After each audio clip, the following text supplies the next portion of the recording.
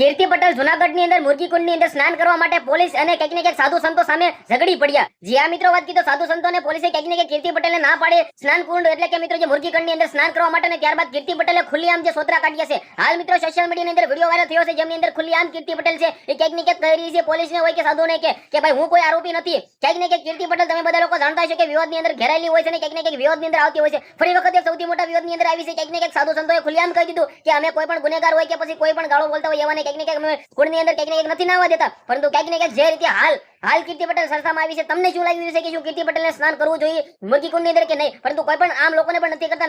નાગા સાધુઓ સંતો કંઈક ને કંઈક તેમની અંદર સ્નાન કરે છે. પરંતુ હાલ સોશિયલ મીડિયાની અંદર ફરી વખત એક વિવાદ વેવાઈ ગયો છે અને હાલ ગુજરાતની અંદર હાહાકાર મચે.